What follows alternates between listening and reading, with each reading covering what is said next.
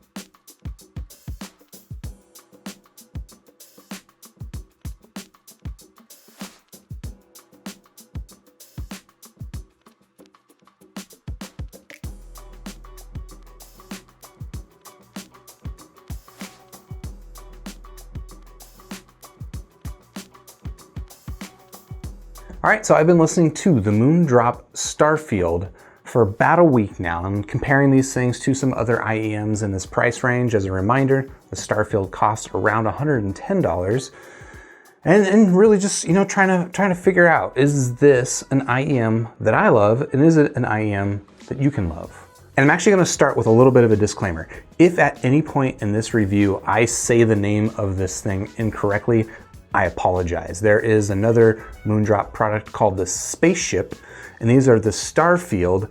And just in conversation throughout the week, I keep saying, you know, Space Field or Starship, and that's wrong. They don't make that IEM. This is the Starfield, and even as I'm sitting here talking to you, and I'm pretty sure this is the Starfield, there's actually a little bit in the back of my head that says I might be saying that incorrectly. So, apologies, but let's go ahead and talk about this IEM, and we'll start, like I typically do, by talking about the physical aspects of it, the build. And overall, I think this is a pretty well-made IEM, especially at the price for $110. You know, the buds are sort of like this stamped steel. They're at two halves kind of clamped together. in a semi-fitted shape that, as best I can tell, this is actually the exact same shell that Moondrop uses on their more expensive KXXS IEM, and that's one I'm not going to be able to say quickly. But I think it's the exact same shell that they use there. The main difference here is that the KXXS is sort of like a polished chrome, whereas this is a painted, it's got like a glittery deep blue to it. I don't know, maybe, what's the correct name for this color? It's maybe like an indigo? I think it's pretty handsome. I think, you know, I have seen some reports that the paint can chip on these, and that's sort of, you know, that's just gonna be a concern with anything that is painted metal. I can't say that mine's chipped, and frankly, the way that I've handled these things, I don't think that chipping is gonna be an issue for most people, but if you're relatively rough with your IEMs, just consider that a possibility here. My bigger issue is actually with the designs that they've sort of chosen to paint onto the outside of the Starfield. It says Starfield right there. So one, and this is me being picky, but I don't really like text on the side of my IEMs. I mean, if it's a brand, I can deal with that, but the word Starfield, meh. And then over here on the left bud, you've got sort of this compass design, which I think I like the idea of a compass. I don't even know if that's supposed to be a compass, but I like the idea of that as sort of a motif, but here it just kind of looks plastered on. I don't know. I feel like it makes it look a little bit cheaper than it would look otherwise if it was just the solid indigo color. The other aspect of the build quality worth talking about is this cable, which I think is actually a little bit weaker than the build quality of the buds. It's not a terrible cable, not a bad cable, but it is a little bit thin and wiry, and it gets a little kinky too. So the bigger issue for me, honestly, is that, you know, because it's a little bit thin and because these buds are a little bit heavier than typical, the cable has a tendency to get tangled up pretty easily. I mean, that said though, like, these things are totally comfortable. They fit in my ear, they're nice and secure, they isolate pretty well.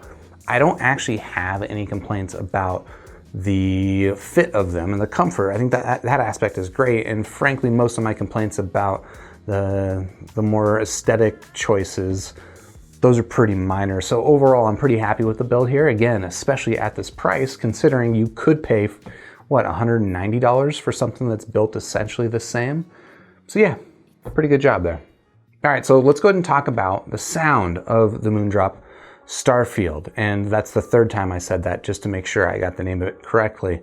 This is a very nice sounding IEM, but I'm gonna go ahead and say just kind of outright that this is not the sound signature that I prefer. This is, I mean, a lot of people are gonna tell you this is a Harman tuned sound signature, because that's what Moondrop does. They do Harman tuning. And if you haven't heard a Harman tuned IEM, that probably doesn't mean a ton to you. And frankly, I don't know what it means to me, but what I can say is that this is a very mainstream tuned sounding IEM.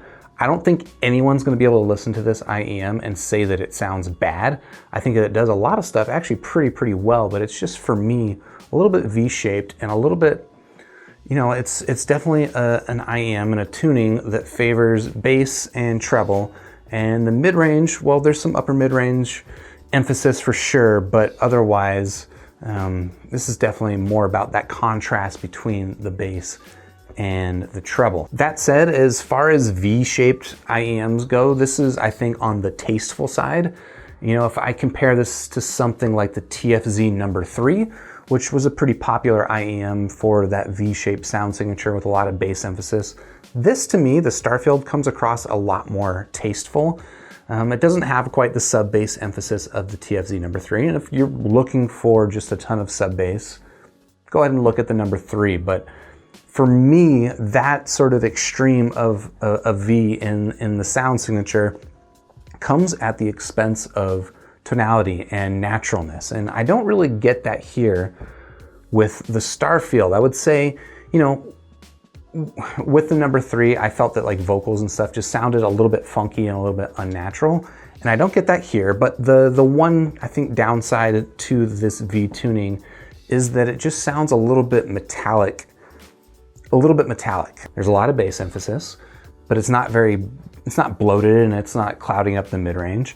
And then, you know, there's some upper mid-range and lower treble emphasis, but it never gets to the point that it sounds fatiguing or there's no sibilance for me. I don't think anyone who is treble sensitive is gonna have an issue with this. For me, mostly it just comes down to the effect that it has on the overall tonality. And while I can say I enjoy listening to these things, I can't say that I really love listening to the Starfield. Starship? Star something. Starfield. I got that right. Some other IEM comparisons that I think are relevant today, I think are like the Tin Hi-Fi T4 and the BLON BLO3. So the Tin Hi-Fi T4, basically the same price range as the Starfield. And if you're looking for bass emphasis, I think you should go with the Starfield. If you're looking for a little bit closer to a neutral sound signature and a little bit, I think quite a bit better presentation of the mid-range, I like the T4. I think the T4 has also got better treble execution, whereas here, again, it kind of gives the character of the sound a little bit of a metallic flavor, whereas I don't get that with the Tin Hi-Fi T4. The one area where I would say that this thing is, for me, better than the T4s is just in the definition and I guess the imaging of the sound. I think the T4 does an okay job of that, and I think these things do a pretty decent job of that, which in my scale, okay and pretty decent is one step above.